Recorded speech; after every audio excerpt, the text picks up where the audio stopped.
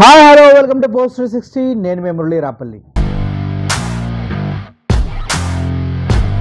Doctor BR Ambedkar గారి గురించి అమిత్ షా చేసినటువంటి వ్యాఖ్యలు చాలా చర్చనీయాంశమైనవి. అవన్నీ మనం మాట్లాడుకున్నాం. అయితే ఇటువంటి దారుణమైన మాటలు ఎలా ఉంటాయంటే మనుషుల్ని కించపరిచే విధంగా ఉంటాయి, ఆత్మాభిమానాల్ని దెబ్బతీసే విధంగా ఉంటాయి. అమిత్ షా ఏమన్నాడు? అరే ఏదైనా ప్రతిసారి అంబేద్కర్ అంబేద్కర్ అంబేద్కర్ అంబేద్కర్ అంటూ ఉంటారు. ఇట్లా అంబేద్కర్ గురించి అనుకునే బదులు మా దేవుడిని పూజించినట్లయితే మీకు 7 జన్మల స్వర్గం వస్తుందిరా నాయన అంటూ వ్యాఖ్యానించడం జరిగింది. అంటే అర్థమైంది కదా, అంబేద్కర్ని మీరు ప్రైజ్ చేయడం మాని మా దేవుడిని ప్రైజ్ చేయండి, మీ స్వర్గం వస్తుంది, ఆయన నమ్ముకుంటే ఏమొస్తుంది అన్నది అక్కడ కంటెక్స్ట్, ఆ సారాంశం అన్నమాట. అయితే దీనిపైన ప్రతిపక్షాలు, విపక్షాలు, స్వపక్షాలు అన్నీ తీవ్రంగా వ్యతిరేకిస్తూ ఉంటే మోడీ మాత్రం అమిత్ షాకే సపోర్ట్ చేస్తూ వెళ్తూ ఉన్నాడు. కారణం ఏంటి? మోడీ ఓబీసీ సీఎం కదా, ఓబీసీ పిఎం కదా, అగ్రవర్ణాల పిఎం మోడీ అంటూ ఆయన గొప్పగా చెప్పుకుంటూ ఉంటాడు. అలా అగ్రవర్ణాల పిఎంకి, అగ్రవర్ణాల ప్రధానమంత్రి మోడీ గారికి దళితులకు సంబంధించిన నాయకుడిని, దళితులకి మార్గదర్శకాలు నిర్ధారించినటువంటి అంబేద్కర్ అంటే అసహ్యం ఉండొచ్చు. అందుకే ఇష్టానుసారంగా ఆయన అమిత్ షాకి సపోర్ట్ చేసుకుంటూ ట్వీట్ల మీద ట్వీట్లు పెడతాం జరిగింది. అయితే ఇదంతా పక్కన పెట్టేద్దాం మనం. అమిత్ షా నోరు బారేసుకున్నాడు అంబేద్కర్ గారిపైన, ఇది మనం ఒప్పుకున్నాం. అంతేకాదు కాంగ్రెస్ పార్టీ వాళ్ళు ఇమ్మీడియట్గా రాజీనామా చేయాలంటూ రోడ్ల మీదకి వచ్చి ధర్నా చేశారు. ఇది ఓకే. కానీ ఇక్కడ విషయం ఏంటంటే బీజేపీ కదా డైలాగ్స్ వేసింది. అమిత్ షా ఎవరు? అమిత్ షా ఎవరు? బీజేపీ నాయకుడు. ఇప్పుడు మన ఆంధ్రప్రదేశ్లో ఉన్న గవర్నమెంట్ ఏంటి? Alliance, BJP, TDP, Janasena alliance government. అంటే అమిత్ షా అన్న మాటలపైన మన రాష్ట్ర రాజకీయ నాయకులు ఎందుకు స్పందించట్లేదు?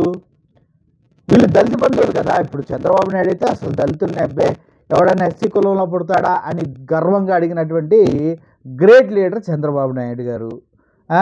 పవన్ కళ్యాణ్ గారు అయితే నా కులం చూసైనా ఓటేయండి అని అడుక్కున్న బ్రతుకు అయింది. ఇటువంటి వాళ్ళు బీజేపీతో అలయన్స్లో ఉన్నారు.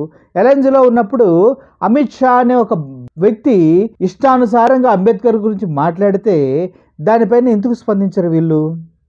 దళితులపైన ప్రేమ ఉంది కదా, మరి దళితులు అంటే ఇష్టం కదా, దళితుల నాయకులు కదా వీళ్ళందరూ, వీళ్ళు ఎందుకు స్పందించట్లేదు అని నేను కూడా అడుగుతున్నా. కానీ ఢిల్లీ ముఖ్యమంత్రి కేజ్రీవాల్ ఇంకో అడుగు ముందుకేసి ఇటువంటి అనుచితమైన వ్యాఖ్యలు చేసి రాజ్యాంగ సృష్టికర్త డాక్టర్ బిఆర్ అంబేద్కర్ని ఈ రేంజ్లో అవమానించినందుకు గాను ఇటు చంద్రబాబు నాయుడు గారు ఆంధ్రప్రదేశ్ నుంచి, అటు నితీష్ మూకుమ్మడిగా బీజేపీకి ఇచ్చినటువంటి మద్దతును ఉపసంహరించుకోవాలంటూ డిమాండ్ చేస్తూ లేఖలు రాయటం జరిగింది.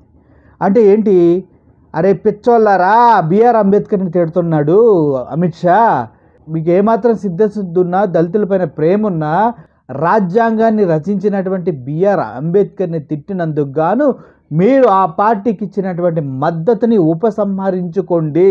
అది మీరు చేయవలసిన నైతిక హక్కు. ఎందుకంటే అంబేద్కర్ని అవమానించడం అంటే రాజ్యాంగాన్ని అవమానించడం, రాజ్యాంగాన్ని అవమానించడం అంటే దేశ ప్రతిష్టను, దేశాన్ని అవమానించటం అంటూ అరవింద్ కేజ్రీవాల్ గారు ఇటు చంద్రబాబు నాయుడు గారికి, అటు నితీష్ గారికి లెటర్ రాయటం జరిగింది.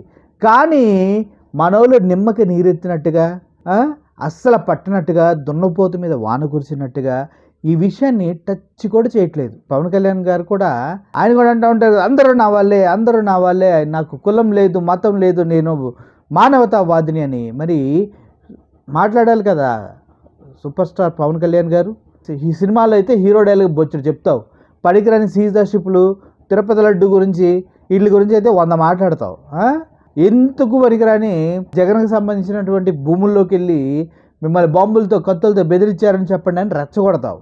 ఈ మాత్రం వచ్చు. కానీ ఇక్కడ ఇంత పెద్ద సీన్ జరుగుతుంది. అమిత్ షా నోటి నుంచి చండాలమైన మాటలు వచ్చినాయి. వయసు పెరిగిన బుద్ధి పెరిగిన అమిత్ షాకి బుద్ధి చెప్పాలన్న ఆలోచన మీకు లేదా? మీరు ఒక్కసారైనా అమిత్ షా సంబంధించిన వ్యాఖ్యలని ఖండించాలంటలేదా? అనిపించలేదా? దళితుల పక్షం వహించాలనిపించలేదా? రాజ్యాంగ సృష్టికర్త అంబేద్కర్నే ఇష్టానుసారంగా తోలనాడినటువంటి అమిత్ షా పైన మీరు ఎందుకు ఇంకా ప్రేమ చూపిస్తూ ఉన్నారు? అటు చంద్రబాబు నాయుడు గారు అయితే అసలు నోరు కొడతారు. ఎందుకంటే ఇప్పుడున్న కేసులు మామూలు కేసులు అవి. ఆ కేసులు ఇంటి నుంచి బయటకు రావాలంటే కేంద్ర సహకారం ఎంతో కొంత కావాలి. స్కిల్ డెవలప్మెంట్ కేసు అలాగే ఉంది, ఓటుకు నోటు కేసు అలాగే ఉంది. ఇవన్నీ కేసుల పైన ఎటు జరిగితే ఎటు పుల్లగుచ్చుతారని చంద్రబాబు నాయుడు గారు భయం. సో ఓవరాల్గా చూసుకున్నట్లయితే ఇది చాలా అమానుషం, దారుణం. కేజ్రీవాల్ లాంటి ముఖ్యమంత్రి లెటర్ రాసినా కూడా చంద్రబాబు నాయుడు గారు, నితీష్ కుమార్ స్పందించకపోవడం అనేది చాలా చాలా చాలా అసహ్యమైన విషయం.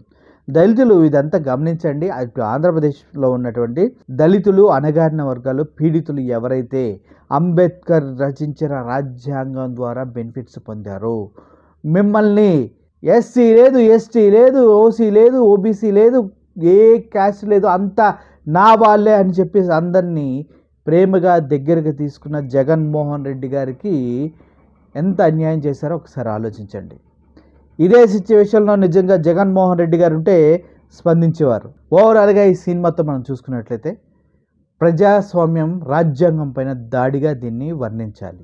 దేశం మొత్తాన్ని మనుస్మృతిలోకి తీసుకురావాలనే ఉద్దేశంతోనే అంబేద్కర్ అనే బదులు మా దేవుణ్ణి పూజించండి అంటూ అమిత్ షా చేసిన వ్యాఖ్యలు ఉన్నాయి. ఇవి సిగ్గుచేటు.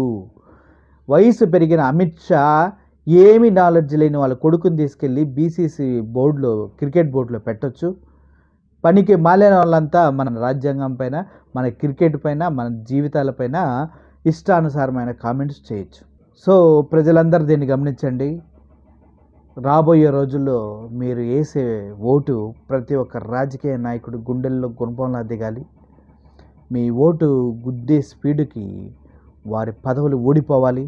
ఎవరైతే దళితుల్ని, దళిత నాయకుల్ని అవమానించారో, బాధ పెట్టారో, రాజ్యాంగ సృష్టికర్త డాక్టర్ బిఆర్ అంబేద్కర్ గారిని అవమానించే విధంగా రాజ్యసభ సాక్షిగా మాట్లాడినటువంటి అమిత్ షా లాంటి వారిని నిర్దాక్షిణ్యంగా, నిర్మోహమాటంగా గద్దె దించే బాధ్యత మీది.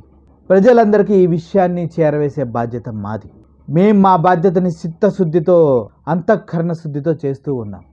మీరు కూడా మీ రాజ్యాంగ సృష్టికర్తను, మీకు స్వేచ్ఛను కలిగించినటువంటి డాక్టర్ బిఆర్ అంబేద్కర్ భావజాలాల్ని మోసేవారైతే ఇటు చంద్రబాబు నాయుడిని క్షమించకండి, అటు పవన్ కళ్యాణ్ని క్షమించకండి, అటు నితీష్ కూడా క్షమించకండి. ఎందుకంటే అటువంటి పార్టీకి మద్దతు ఇచ్చి మన జీవితాలకి చరమగీతం పడే ప్రయత్నంలో వీళ్ళంతా ఉన్నారు. నోరెత్తి మాట్లాడే ధైర్యం కూడా లేని ఈ నాయకులు మనకెందుకు బాస్? గుండె ధైర్యం ఉండి గట్టిగా పోరాడే యువకుడిని, పోరాడే యోధుడిని, మాట్లాడే సత్తాగల నాయకుడిని మనం ఎంచుకుందాం. ఎందుకంటే మీరు గతంలో చూశారు కదా, మోడీ ఎదురుగా ఉండగానే మాకు పోలవరానికి డబ్బులు కావాలని గుండెలు విరిచి మాట్లాడిన జగన్మోహన్ రెడ్డి గారి గట్స్ ఒక్కసారి ఆలోచించండి. దమ్మున్నవాడే మనకు కావాలి. మీ ఆలోచించండి, ముందుకెళ్ళండి. ఈసారి నాయకుడిని వెన్నుకునేటప్పుడు పొట్టును ఎగరగొట్టండి. Thank you for watching this video. Murali signing of.